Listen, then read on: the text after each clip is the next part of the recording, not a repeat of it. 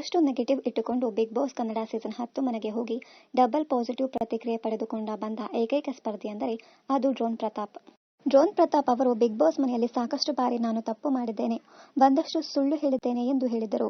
Big boss ಮನೆಯಲ್ಲಿ drone Pratap ಅವರು ಸಾಕಷ್ಟು ಬಾರಿ ಬಾಯಿ ತಪ್ಪಿ ನಾನು ಸುಳ್ಳು ಹೇಳಿದ್ದೇನೆ, ಅದಕ್ಕೆ ಕ್ಷಮೆ ಕೇಳ್ತೇನೆ ಎಂದು ಹೇಳಿದರು. ಡ್ರೋನ್ ಪ್ರತಾಪ್ ಅವರು ಬಿಗ್ ಬಾಸ್ ಮನೆಗೆ ಹೋಗುವ ಮುಂಚೆ ಸಾಕಷ್ಟು ಭಾಷಣಗಳನ್ನ ಮಾಡಿದರು. ಅಲ್ಲಿ ಅವರು ಮಾತನಾಡಿದ್ದ ಮಾತುಗಳು ಭಾರಿ ಟ್ರೋಲ್ ಆಗಿತ್ತು.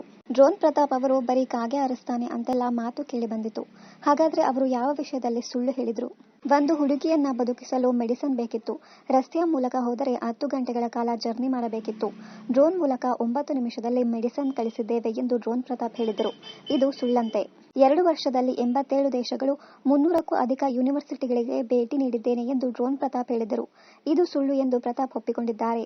ಇನ್ನು ಡ್ರೋನ್ ಕಂಡುಹಿಡಿದಿದ್ದೇನೆ ಎಂದು ಪ್ರತಾಪ್ ಹೇಳಿದರು. 3 ವರ್ಷಗಳ ಹಿಂದೆ ಸಂದರ್ಶನ ನೀಡಿದ ಪ್ರತಾಪ್ ಅವರು 3.5 ಗಂಟೆಗಳ ಕಾಲ ನೀಡಿದ ಸಂದರ್ಶನದಲ್ಲಿ ಪ್ರತಾಪ್ ಅವರು ಡ್ರೋನ್ ಕಂಡುಹಿಡಿದಿಲ್ಲ ಎಂದು ವಾದ ವಿವಾದದಿಂದ ತಿಳಿದು ಬಂದಿತ್ತು.